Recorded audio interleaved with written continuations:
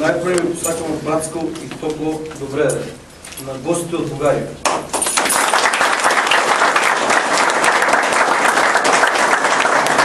Днес се заговорям с присъствието на Българският клуб от Скопие, гости от Кратово, Кочани и Щип.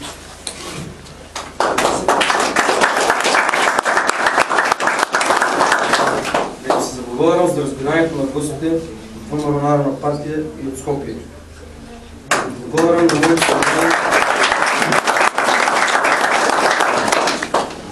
на моите съкрайни институции от общината да се пришли тук.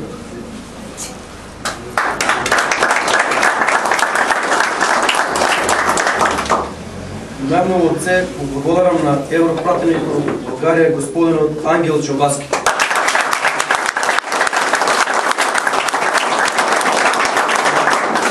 Смогна сили и найде време да дойде в нашето малко градче Пройщи, в кое одам на тлее голема желба Пройщи да е дел от Европа.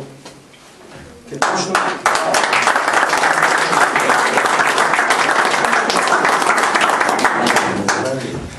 почнем с една народна поговорка. Вчерашният ден не може да се върне, а утрешният ден може да ни излива. От тук велам дека денеска е голем ден за граѓаните от Пройщи, бидејќи за пръв път отвараме канцелария за приятелство, место от къде можат всички идеи, замисли, проекти и всекакъв вид и облик на потребите на граѓаните. Да ги поставиме и правилно унесеме до соседна България, а со тоа и до портата на Европа. Со тој мал чекор направен, од ова мало градче ќе направиме голем чекор и за нас, и за иднината на нашите деца.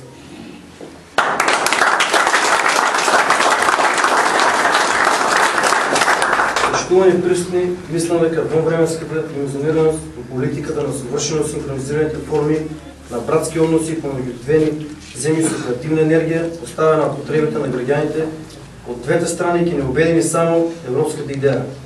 Смислата на вакви опции е одговор на пат кој треба со стотина години назад, но сега успеавме да бидеме и повеќе од луѓе, по-возвишени од патриоти и по-инспирирани за иднината. Делувате чести привилегија да се догарува заедно по патот на добрососедството и збрдимови. Од тука ќе завршам со една поговорка комицка. Когато чуете, че хората говорят за вас, никога не забравяйте, че птиците винаги кълват най-добрия плод.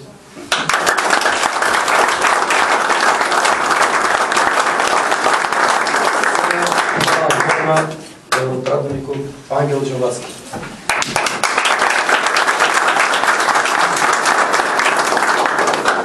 Уважаеми съмишленици, уважаеми приятели, брати и сестри, благодаря в началото искам да благодаря на всеки един от вас, от тези, които положиха усилия, участваха на тези европейски избори, направиха свой избор и направиха така, че да можем ние да спечелим място в Европейския парламент.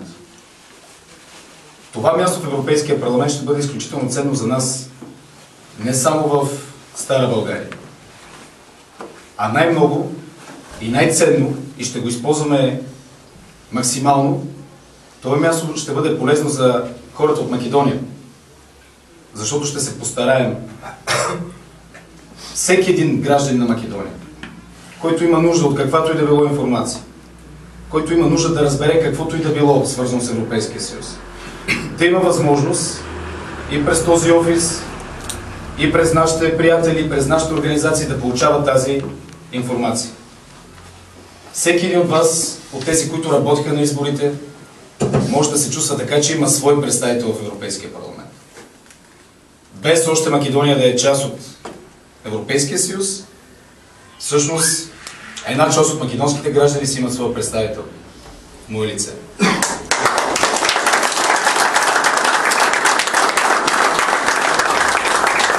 Това за мен е изключителна отговорност.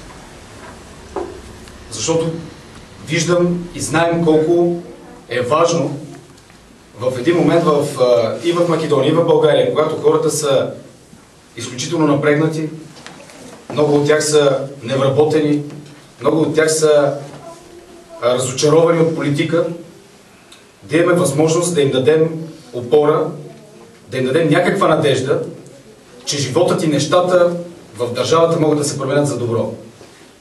Че може да се престане с абсолютно изкуственото разделение и противопоставяне между брати. и между приятели.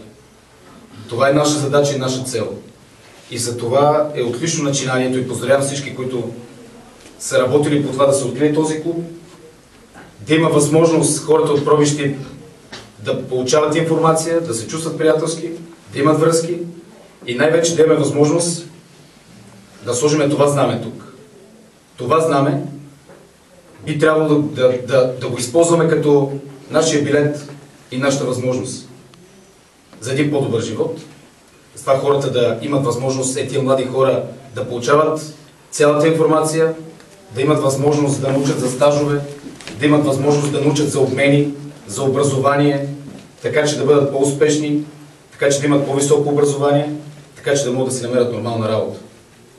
Това трябва да правим и това ще правим. С общи усилия напред и нагоре. Мисля, че напред ни чакат по-добри времена. Всички заедно.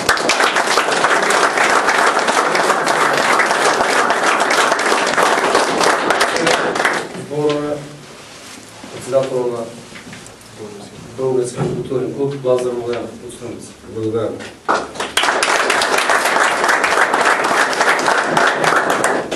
Мило ми, що имам чест да сборам от името на македонските българи, представени преко Българският културен клуб Скопие. Българският културен клуб Скопие със своята дейност го изхвърли прашањето на българщината во Македонија на малку по-високо ниво и тоа и горци со тоа. Уште на самиот почеток, на стартот на плурализмот, бугарите од Македонија активно взе да учат